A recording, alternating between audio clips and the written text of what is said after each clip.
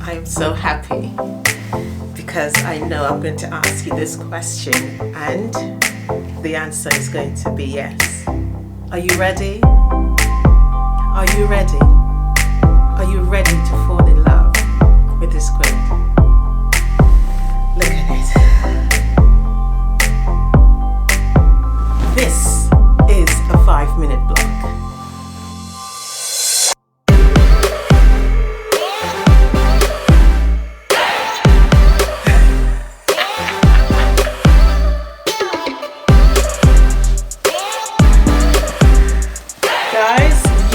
Going to love making this quilt. It is just so gorgeous, just so beautiful, just so simple to make.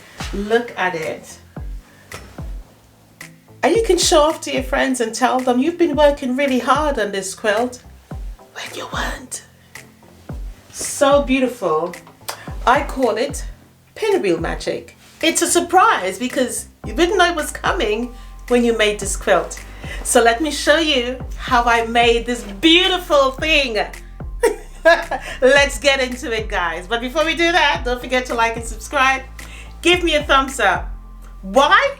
Because I bloody deserve it. Let's go and check out this wonderful quilt. I cannot wait to share with you how to make it. There is a pattern available. Please buy the pattern and support the channel to grow. It really does support the channel because everything that I earn from Crafty goes right back into making these beautiful quilts to teach you how I do it. So let's get started. Alright guys, so I got so excited in making the quilt that I totally forgot that I need to start recording. Nevertheless, here we are. So I'm going to take you through the steps just before I show you how to make the block itself. So you're going to be needing some squares, okay, like so. And of course, you're going to have all the details in the description box down below with the pattern. By the way, this is really inspiring, okay, this particular block. Now you're going to need some squares and you're going to need some rectangles. Now I've already started sewing, as I said, and I have been chain piecing in groups of 4. Why 4? Because it takes 4 to make the entire block.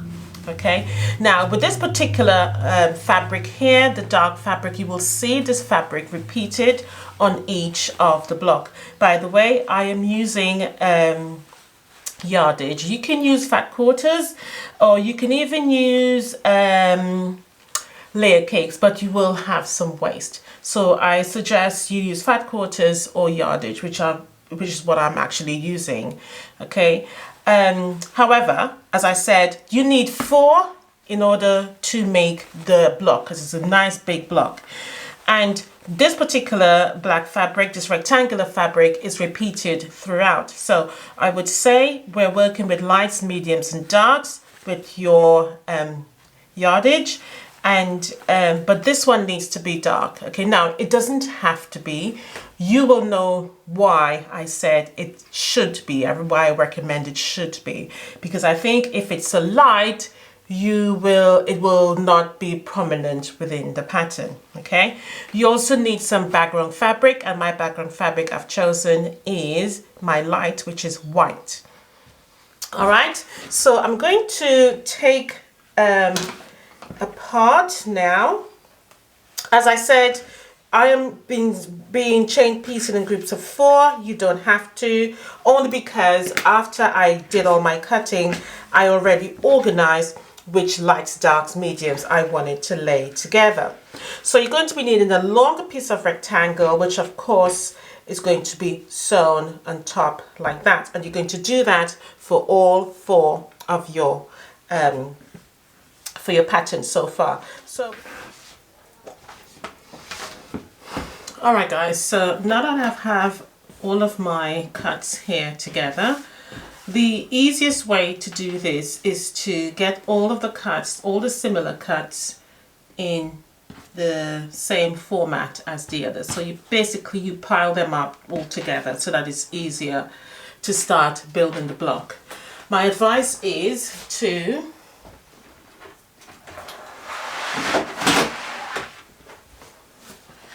build a block on a separate board so that it is easier to transport it to your sewing table. Okay, the reason for that is that once you've made the block, you then don't have to interfere with it, move it, etc. And that's the way I have been making the quilt. So I just thought I'll show you this method. As I said, literally build it on your block, on the board, sorry, whereby you can take it over to the sewing machine. So you're going to start with your triangles here. So your half square triangles, and what you're aiming at really is to make a pinwheel with these cuts here. So you're looking for the white and the black, basically. All right. So I'm just moving them about just so that I can make that pinwheel. And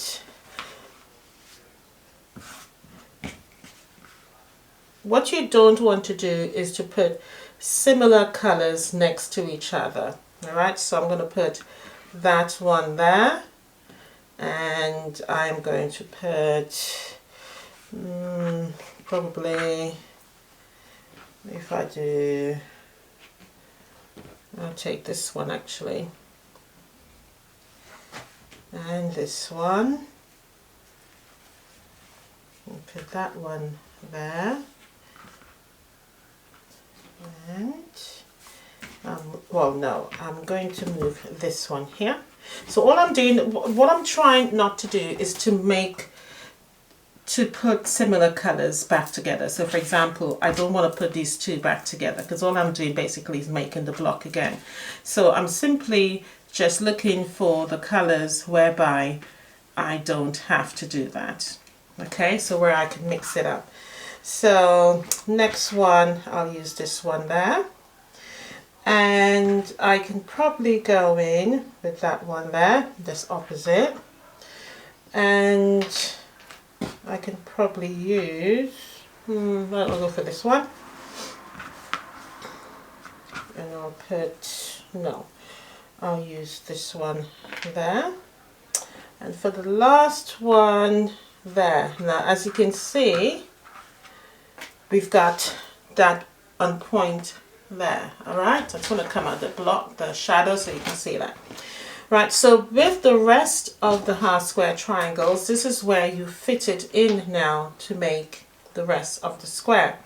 So I'm going to go in and put this one, no, I think I will put it, I'll put it in this one and put it there. I think I'll leave it there because I'm trying not to mix up the block. And I will put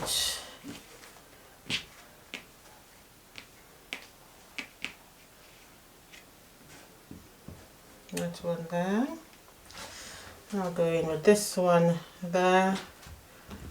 And I'll just lay them out. Let's just lay them out so that way you don't have to worry about where what goes at the moment. Just lay them out. That's the easiest thing to do, and then I'll tell you what I will do next. So just get all the blocks onto the mat. All right. Now, once you've done that, this can be very tricky, so just take your time. There's no rush. As I said, the most important thing is to get your pinwheel right in the middle there. Once you've got that, then everything else is easy. All right. Now, for me, the way how I have been working out the quilt pattern is that I have been putting 2 of the darks on the end, like so, and I will have the other dark there and swap this one around and put it like so, and this one obviously goes there. Now, what you also need to bear in mind is that I can see 2 similar colors here, so I don't want that together, so I'm going to mix it around. So I can simply move, and I'm going to move the same one with the black on it. All right, so I mean in the black small triangle there. So I'm going to move this one and put that there, and then put this one back there. But by moving this one, I still have it close together. So I'm going to move this one, put that one there, put that one there. And as you can see, I have these two together, which is a similar cut. So I'm going to move this one. So now with this block here, I have each of the different colors. Same with this block here, each of the different colors. And with this one here, each of the different colors. All right, so I'm happy with that. So take note, I have two white at the end and I have two blocks there. So I have white on this side and the black at the end there. Now that's relatively important. You don't have to do that, but I have done it like that for a reason. Okay, now once you're happy with the layout of your blocks, one final check that I usually do before I take this whole thing over to my sewing machine is to see a little bit of a background, sort of triangle. I shouldn't say triangle, but a square. So I called it a triangle because I can see a little triangle there. You can see it there. But what is giving me the illusion of a square behind the diamond? So as long as I can see that square transitioning behind the diamond, then I am right. So let me bring one in. So I'm going to take this over to my sewing machine as is. I'm going to bring one in that's already stitched together and show you what I'm referring to. So this is one already done. Obviously this is a different block. As you can see, the two black at the end. So either way you turn it, it's still going to be the two blacks there. And you have the white here, and you can still see that star on point, and you can see your pinwheel in the middle. All right, and then again you can see that square in the background there. So I'm going to lift it up so hopefully you can make it out. All right. So the next thing now is to sew it together, and the way how you would sew this together, let me just bring this back so that you understand, is quite easy. Now what I have been doing is simply sewing these two front sides together, these two front sides together, and then I would join them. Now once I have made it, I will put it right back in its position, because I need to ensure that I have this point, this square here, these two contrasting colors here, so that I can make my pinwheel again. All right, so make your block, put it right back. So again, just sew them. So I'm sewing these two small pieces together, and then on these two together. And then that way your block is made quite easily. All right, so what we're going to do now is to simply lay this all out. And then let's see what other patterns we can get with this block. Now before we move on, just trim your block up, and the pattern will give you all the details and what size it needs to be trimmed up. Okay, so let's move on now.